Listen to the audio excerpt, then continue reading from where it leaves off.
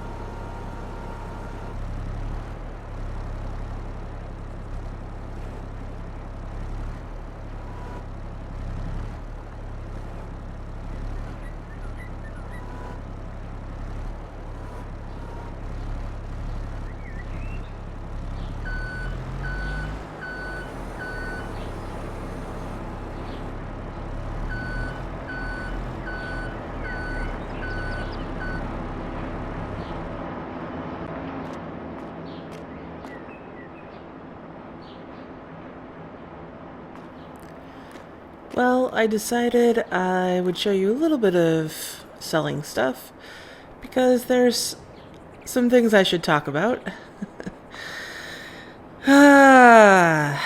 Okay, that's all set. Let's get this into town. Let me just make sure I've got the gates closed properly, as always. Okay, great.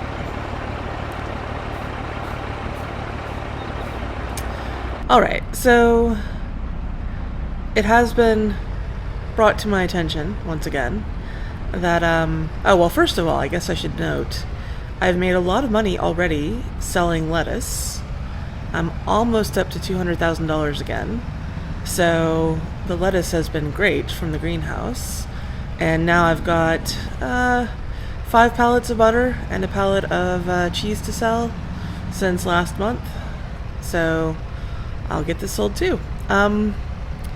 Yeah, I was starting to say, it's been brought to my attention that there was that whole conversation with Leo at the end of November, and I have been not talking about it, and I just didn't really want to talk about it, but seeing as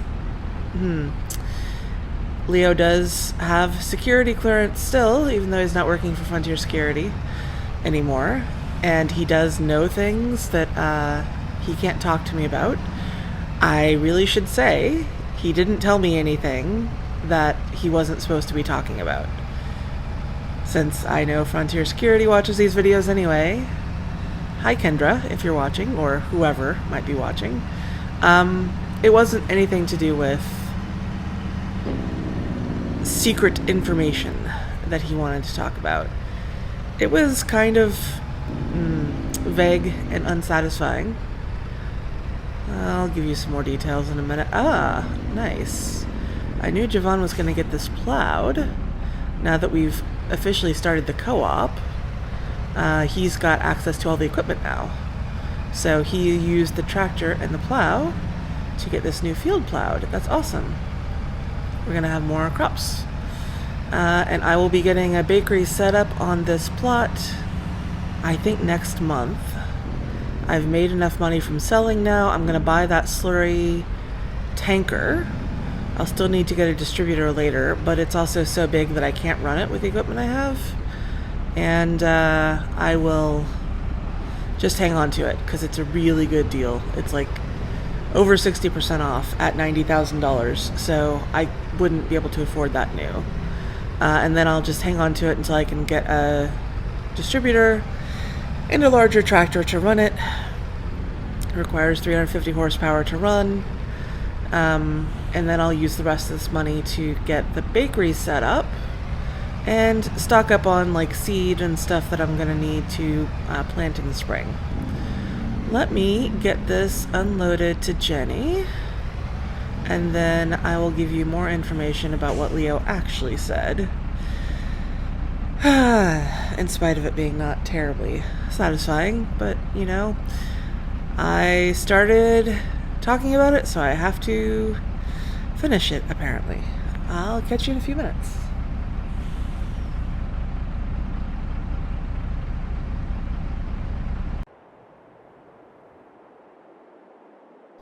Okay, well, that was awesome. Jenny was able to give me a little over $20,000. It was like $21,000 or $22,000 for the butter and the cheese.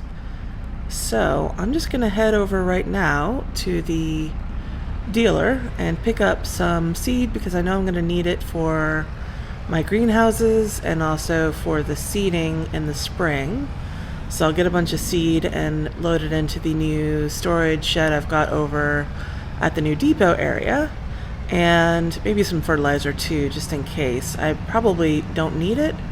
I think I've got plenty for slurry and manure. Well, we'll see. I should have some anyway, just in case.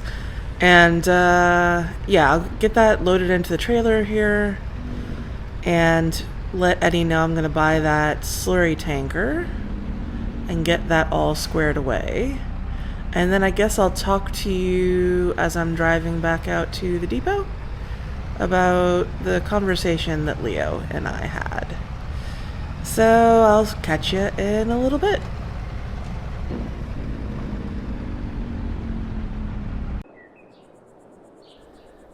Okay, I'm over here at the shop. I'm all loaded up on the seed and fertilizer to take back out to my depot area, to that new storage shed. And this is my new slurry tanker. This is massive. Way bigger than the one I have now that holds only 13,000 liters of slurry. So I'm still going to need a distributor to use this on a field, but I guess I could use it for now to transport between the sheds, the cow shed and the two cow sheds and the pig shed and my big slurry pit. I made a lot of trips back and forth with that little one last month. And I'm going to need a bigger tractor. This requires 350 horsepower to run this. And my tractor, my McCormick, is only 310 horsepower. So, much like the bigger roller, I just need bigger tractor. I'm going to have to... Javon has held back some of his money from joining the co-op to maybe buy a bigger tractor.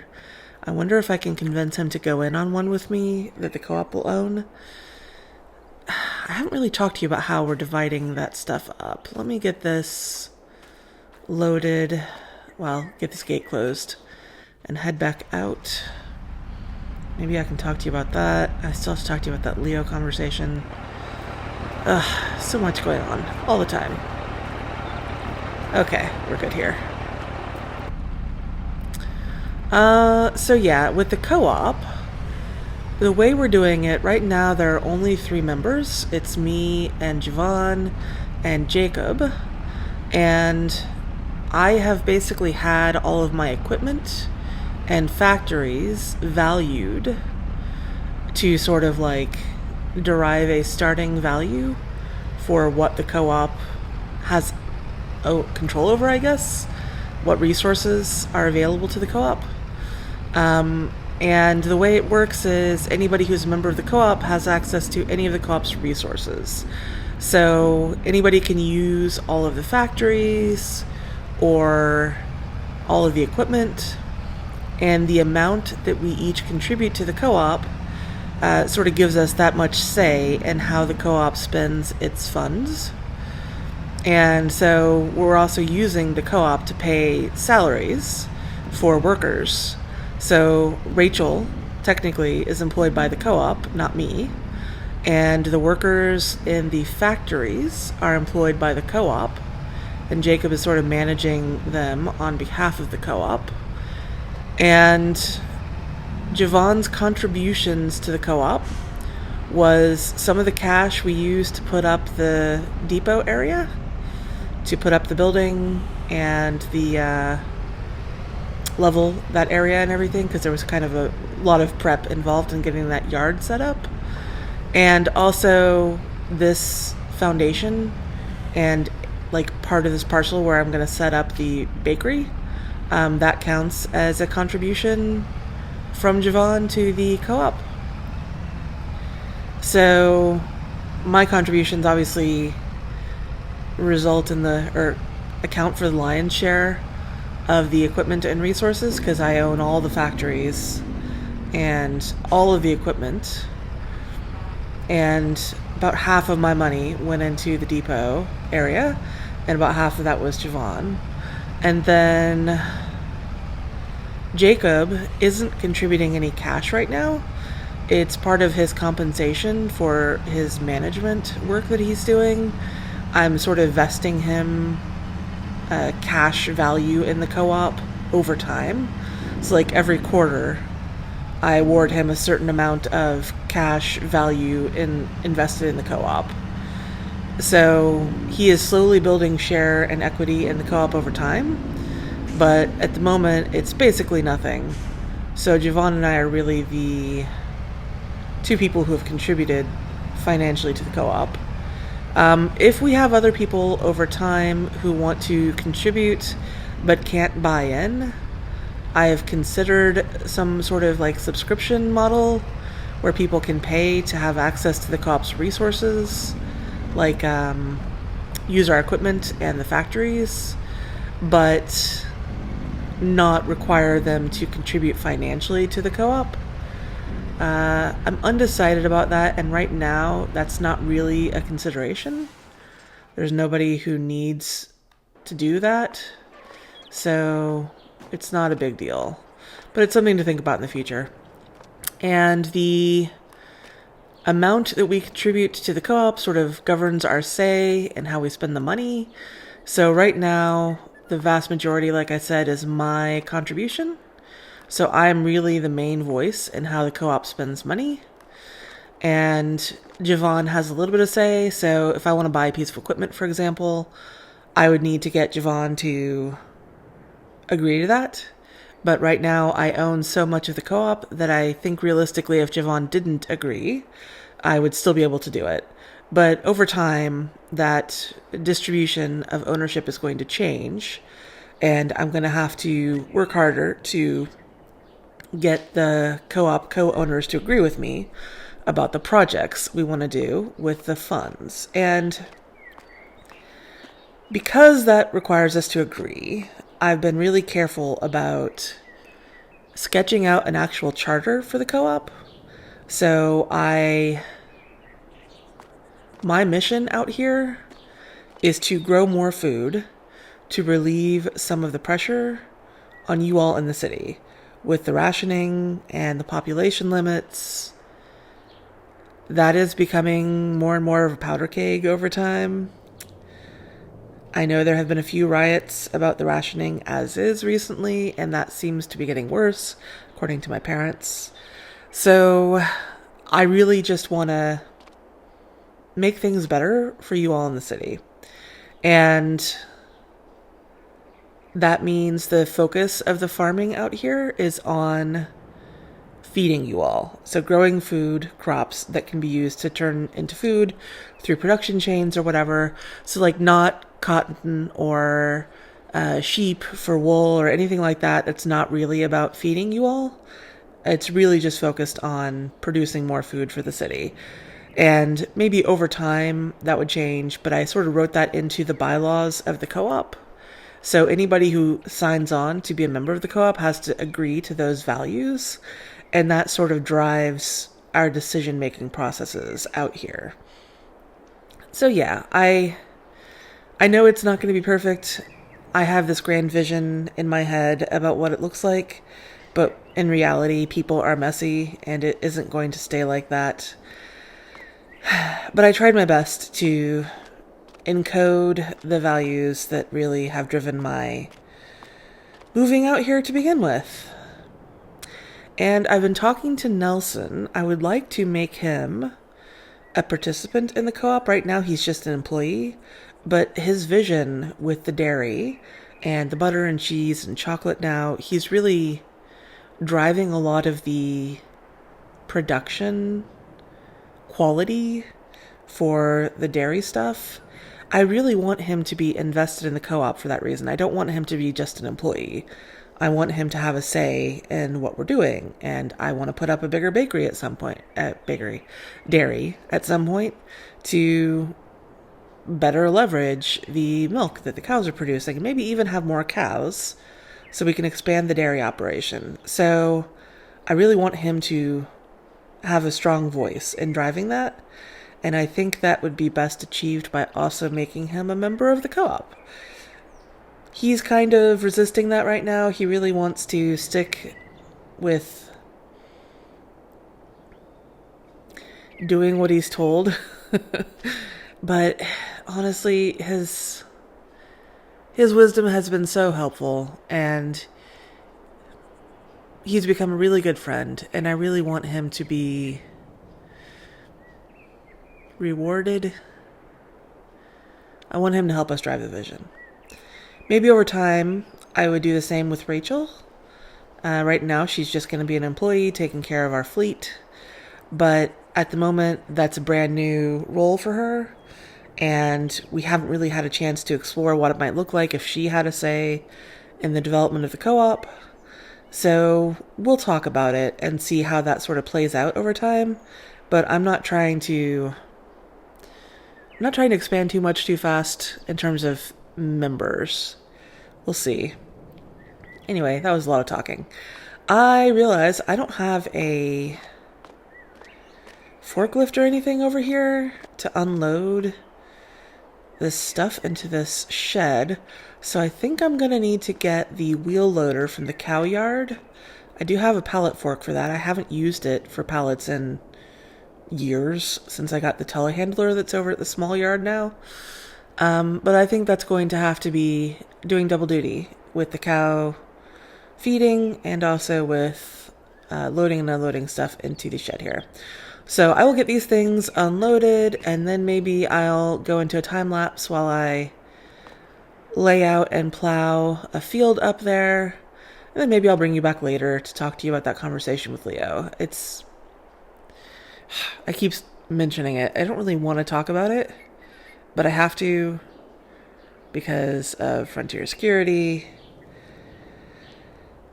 to make sure he's safe and everything, and it's clear that he hasn't given me any secret information. I will catch you all later. Bye for now.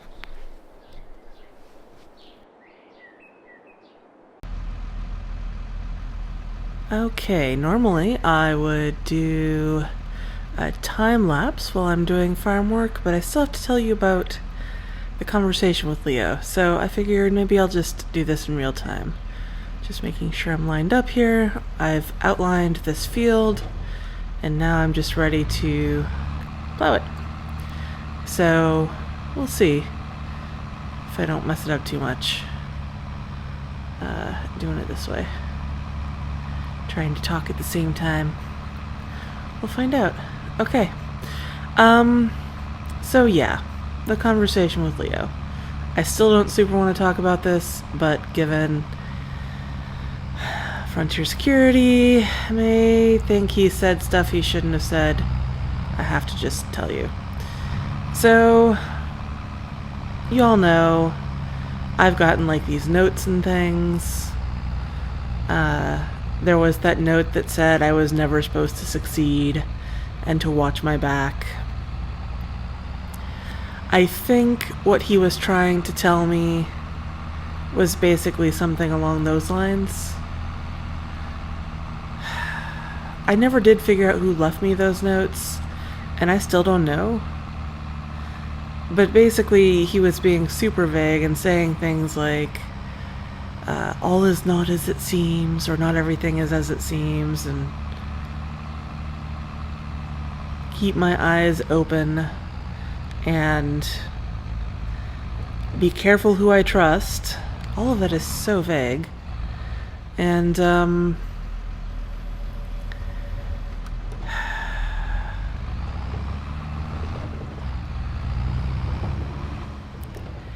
I think there's a reason he wanted to have this conversation out there near the pizzeria. Well, multiple reasons, really. Partially, I think it is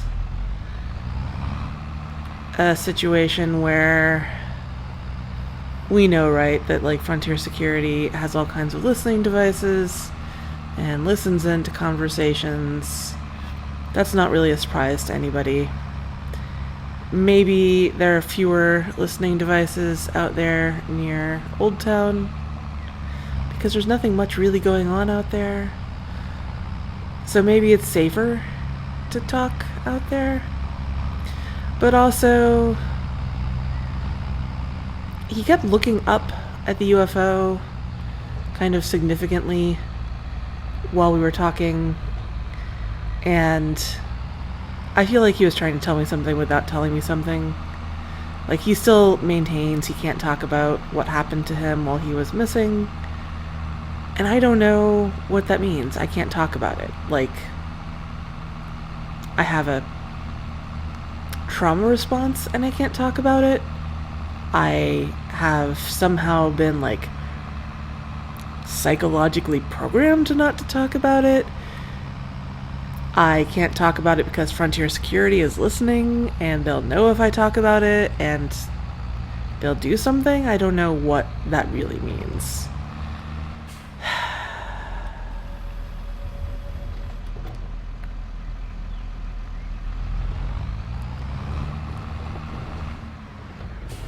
With the vagueness of what he was saying, and my own suspicions about the UFO and how clockwork it is, and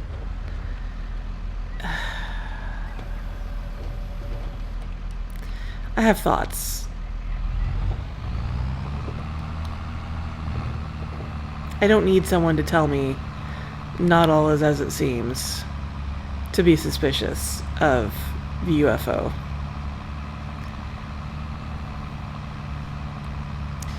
And certainly I have been more careful about who I trust, because after I told Knox that I was planning to go out to Old Town to look for Leo way back when, and then suddenly Frontier Security showed up and blocked my path and told me it was a restricted area, like, I don't trust Knox anymore, and haven't for a while.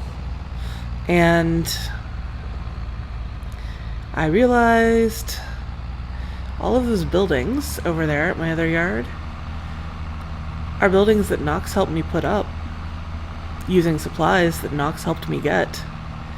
So I don't know if those buildings are bugged or have video feeds somehow wired in that are going to Frontier Security.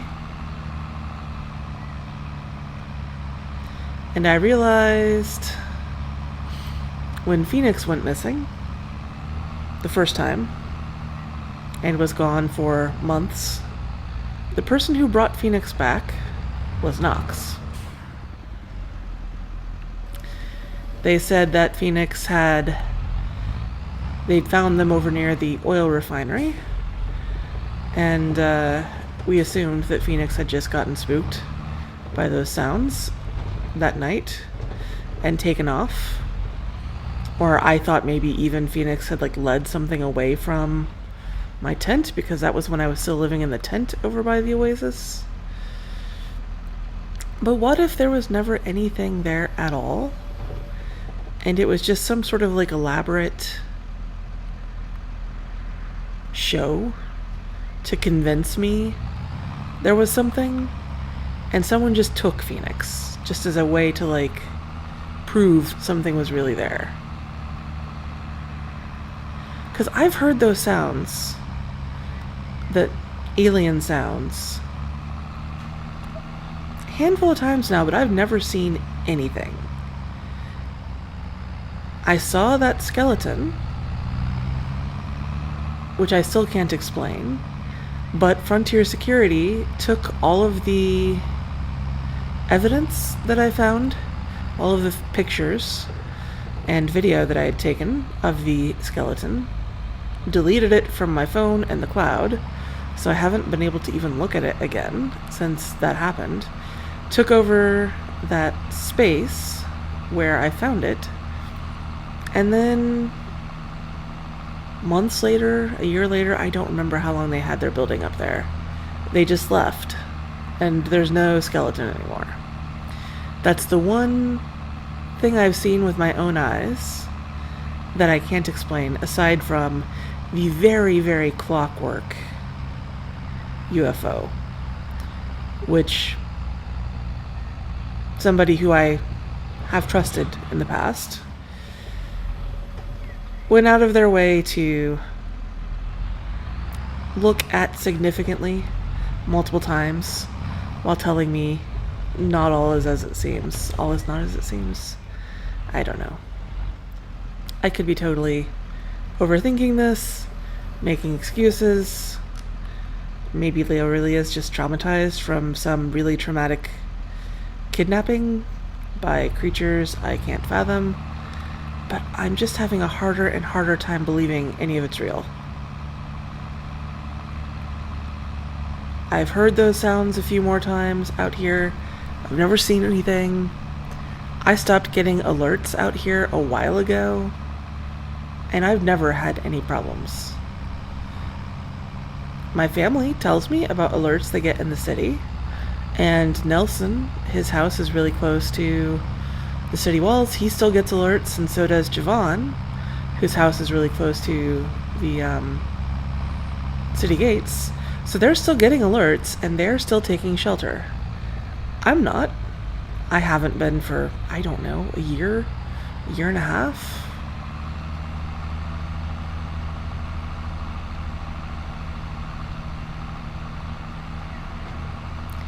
I don't know what I think anymore, but I don't think it's as simple as I thought it was.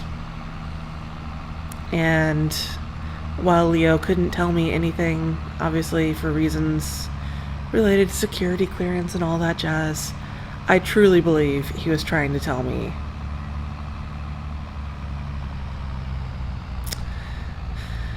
what I already kind of know. So if I'm right, and the UFOs aren't real, and the alerts are just some made-up something, then what is the point of all of it? What is the point of keeping everybody behind the city walls, tucked away in the districts, under rationing of food and population control? What's the point of all of that if what I have been experiencing out here isn't real? What's the point of me being out here if I was never supposed to succeed? What does all of this mean? That's kind of what I'm trying to figure out. Even that stuff with the writing I found in that field over there. I've been following up with the scientist who was helping to decipher it, and they're basically at a standstill. They identified that it actually was glyphs and did look like writing, but also didn't really make sense in the traditional structure of language. I think it was a hoax. I think it was just another step in this plan to convince me that all of this is real, because I think that by convincing me that all of this is real, I'm supposed to be convincing all of you that it's real. And that's somehow going to keep everybody stuck in the city, behind the walls, safely gated away. I don't know who stands to benefit from all of this, and that's what I can't figure out. Why is it so important to keep you all locked away?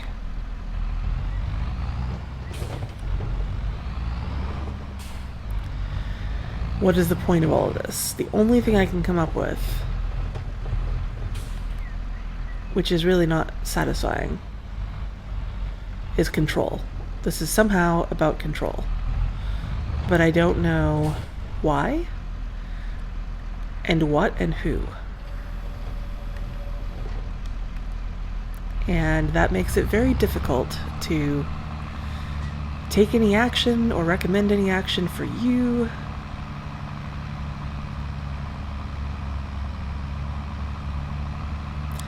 But I'm looking. I'm doing my research. I'm trying to figure it out. I've started on a path that will hopefully end in answers. And, of course, all of this means that whatever we were told about what happened at Old Town may or may not be true. Everything we've been told about what's safe, people shouldn't be out here in the frontier, all of that may not be true. Maybe it's perfectly safe out here. I have had no evidence of anything that's not safe aside from my dog disappearing. And I meant to show you the trees that I planted along the roadway. There's some grass starting to grow under them in places, and The trees are dropping leaves, which are fertilizing the ground, and it's just getting to be very verdant over there. I've seen deer, y'all. I've seen deer under those trees. Last month, I saw deer. My cows have never been bothered. My chickens have never been bothered. If there was something out here and it wasn't safe, why are all these animals unmolested? It doesn't add up. You know what I'm saying? So, while Leo did not tell me anything, I am more convinced than ever that I am on the right track and I need to keep digging. Even though he seemed to want me to not dig for my own safety, I can't. I can't leave it alone. I just can't. So that's sort of what the conversation was about and what I've been doing as a result in the meantime. Okay, I have talked a lot in this episode, so I am going to finish this off and then maybe get some lime on this field, and I will hope to catch y'all next month. Maybe I'll show a time lapse of liming the field, or maybe I'll just stop it here. Bye for now, friends.